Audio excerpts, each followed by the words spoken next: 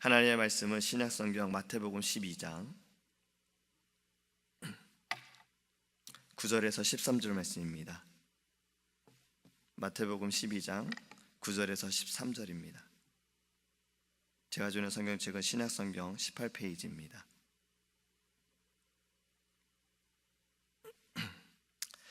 거기에서 떠나 그들의 회당에 들어가시니 한쪽 손 마른 사람이 있는지라 사람들이 예수를 고발하려 하여 물어 이르되 안식일에 병 고치는 것이 옳으니이까?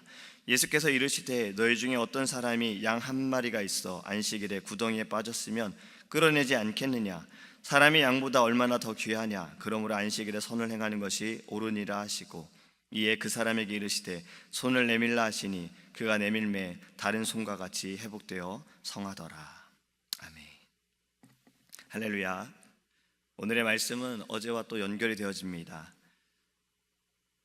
사단은 계속해서 예수님을 넘어뜨리려고 바리새인들을 이용합니다. 오늘 10절의 말씀에도 보면요, 사람들이 예수를 고발하려 하여라고 표현되고 있습니다.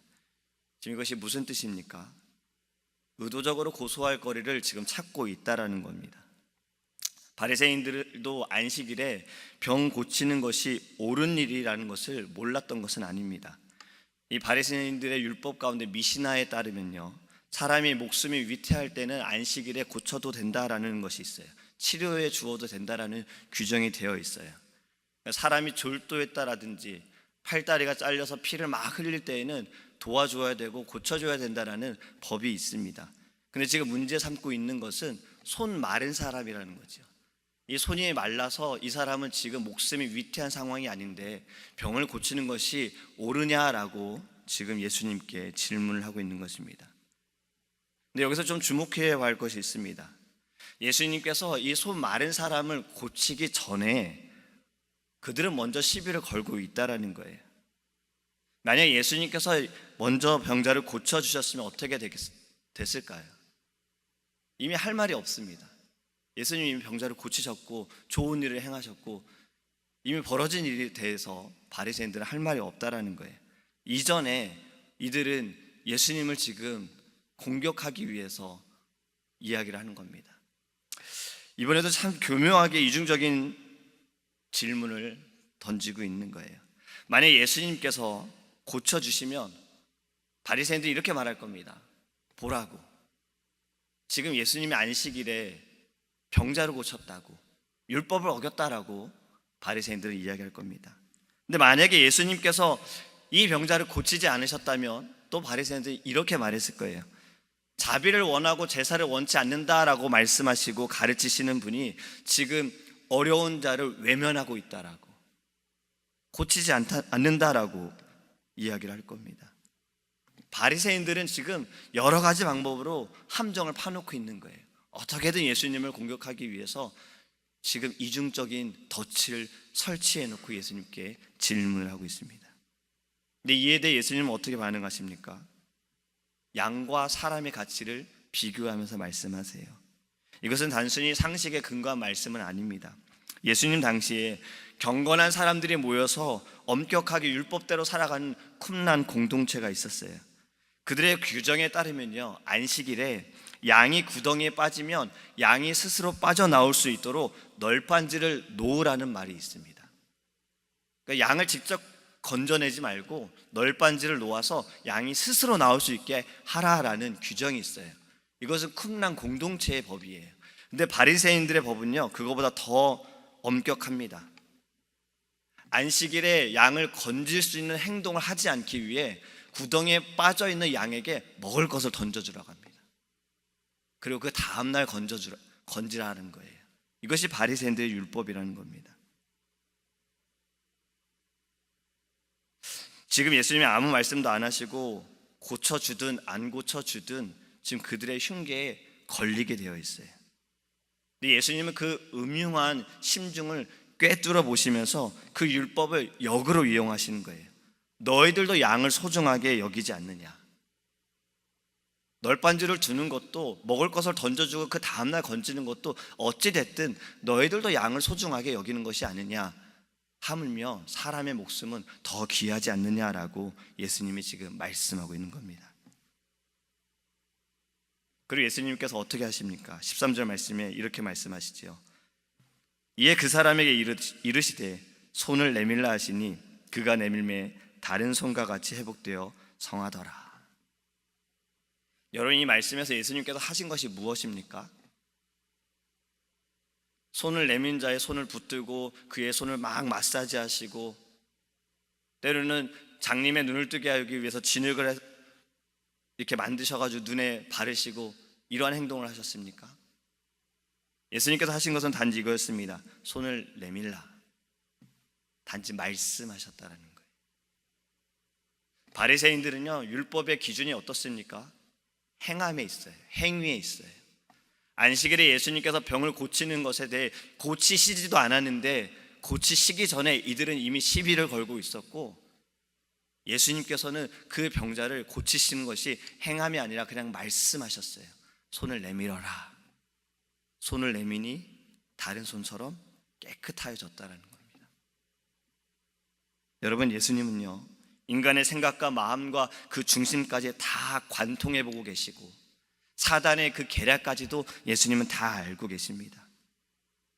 이 모든 상황 가운데서 예수님께서 하신 일은 말씀으로 하셨다라는 거예요.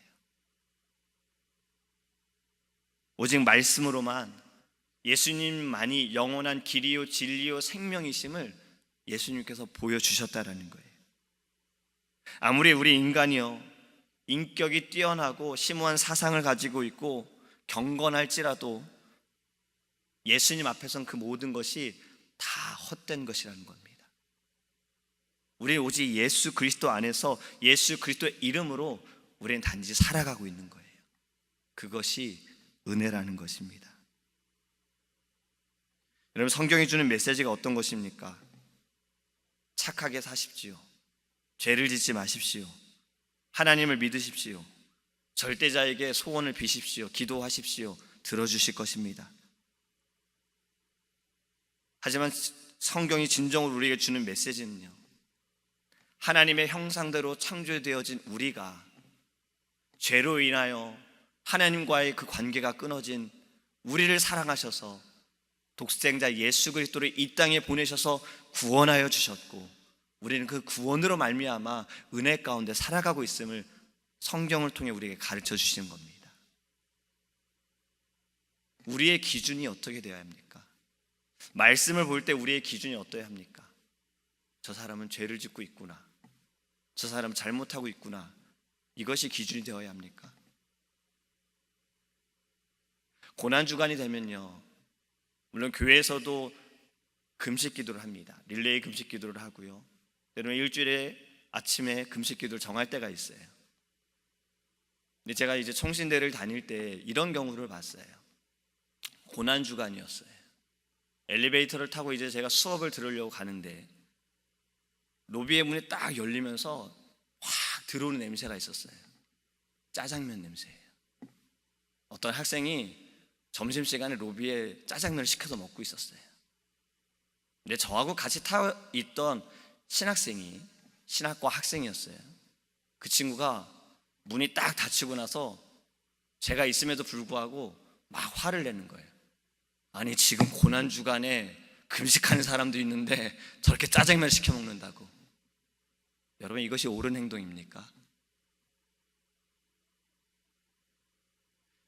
저는 어릴 때 주일날 돈을 써서는 안 된다라고 교육을 받고 훈련을 받았습니다.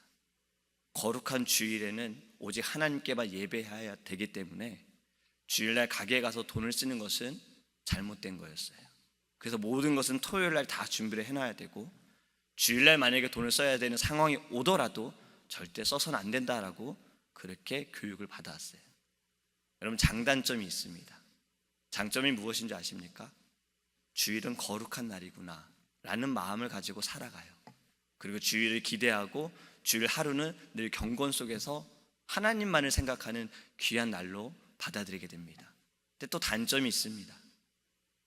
제가 그렇게 살아간다고 돈을 쓰는 사람들을 정죄하게 되는 거예요. 여러분, 이것이 옳은 것입니까?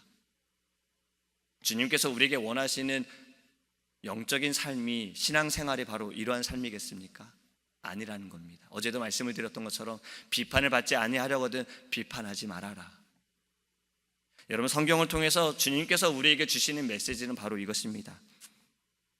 너의 모든 삶에, 너의 마음에, 너의 중심에 무엇이 우선인가? 내 입술로 예수 그리스도 십자가가 우선이라고 하면서 과연 다른 사람들을 판단하는 것도 십자가의 기준으로 그들을 판단하고 있는가? 만약에 십자가의 기준이라면 판단할 것이 아니라 기도할 것이라는 겁니다. 그들을 위해 기도할 거라는 거예요. 여러분, 세상이 점점 어두워져 가고 점점 교회가 세상에 물들어져 간다라는 우리 이러한 말들을 많이 합니다. 안타까운 일이지요. 그리고 그것이 사실이에요. 근데 우리는 어떻게 해야 하겠습니까? 어떻게 저 교회는 저럴 수 있을까? 저 사람은 저럴 수 있을까? 여러분, 그렇게 하라고 하나님께서 우리에게 말씀을 주신 것이 아니라는 겁니다. 우리는 하나님의 그 마음, 예수 그리스도께서 이 땅에 오셔서 행하신 우리를 위해 죽으신 그 사랑의 마음을 가지고 우리도 애통하는 마음으로 하나님께 기도해야 합니다. 지난번 목사님께서 그런 말씀을 하셨지요. 점점 눈물이 사라지고 있다라는 거예요. 점점 마음이 메말라가고 있다라는 거예요. 제가 오늘 이 아침에 찬양을 갑자기 다른 걸로 바꿨어요. 새벽에 나오면서 비가 내리는데 성령의 단비. 여러분, 우리가 기도해야 할 것은요, 지금 점점 우리의 심령이 메말라가고 잠들어가는 이 시대 가운데 하나님 우리를 성령의 단비로 채워주시고 우리를 깨워달라 기도해야 합니다. 내 안에, 즉 오늘 말씀에 있는 바리새인과 같은 모습이 아니라 예수님의 마음, 예수님처럼 병든 자를 돌볼 수 있는, 아파하는 자를 우리에게 먼저 다가갈 수 있는 하나님 그러한 마음이 다시 한번 회복될 수 있도록 기도하는 이 아침이 되기를 간절히 소망합니다. 기도하겠습니다. 사랑의 하나님, 감사합니다. 오직 주님만을 따라가기 원합니다. 오직 주님만을 닮아가는 자가 되기를 원합니다. 하나님께서 우리에게 말씀을 주신 것은, 하나님 우리가 이 말씀을 통하여 다른 사람을 비판하고 판단하라고 주신 것이 아니라 우리가 이 말씀 속에서 예수 그리스도의 사랑과 은혜를 발견하고 주님이 이 땅에 오셔서 살아가셨던 그 모습들과 그 마음들을 우리가 본받아 하나님 우리도 어렵고 힘든 자에게 나아가게 하시고 병든 자에게 나아가게 하시고 죽어가는 영혼들에게 나아갈 수 있도록 주님 우리에게 성령으로 역사하여 주시옵소서. 우리의 심령이 메말라가고 있습니다. 하나님, 말씀 가운데 성령의 단비를 내리셔서 우리의 심령이 다시 한번 하나님 젖어들게 하시고 성령으로 취함을 받게 하여 주시옵시고 오직 예수 그리스도 십자가의 중심으로 살아가는 자가 될 수 있도록 하나님 은혜를 더하여 주시옵소서. 바리새인과 같은 자가 되지 않기를 원합니다. 하나님, 우리가 행위에 하나님 판단함이 아니라 아버지 주님께서 중심을 보시고 그 마음을 보시는 것처럼 우리의 눈도 주님이 보시는 그 눈 가운데 중심을 바라볼 수 있도록 주님 인도하여 주시옵소서. 하나님, 기도하는 것은 다시 한번 우리에게 눈물이 있기를 원합니다. 주님께 찬양할 때 눈물이 있기 원하고 아버지의 말씀을 들을 때 눈물이 있기 원하고 주님 앞에 무릎 꿇을 때 눈물이 있기 원합니다. 하나님, 우리가 할 수 있는 것은 아무것도 없음을 다시 깨닫게 하시고 내가 행한 것도 없고 앞으로도 할 수 없는 것도 아무것도 없음을 깨닫고 모든 것이 주님의 은혜입니다. 우리를 구원하여 주신 하나님의 그 사랑 하나님 늘 기억하며 감사함으로 살아갈 수 있도록 주님 우리를 붙들어 주시옵소서. 감사드리며 살아계신 예수님의 이름으로 기도합니다. 아멘. 하늘에 계신 우리 아버지여, 이름이 거룩히 여김을 받으시오며 나라의 임하옵시며 뜻이 하늘에서 이룬 것 같이 땅에서도 이루어지이다.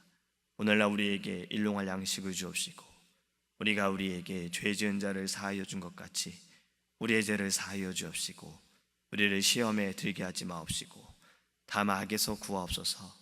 되게 나라와 권세와 영광이 오직 주의 사랑에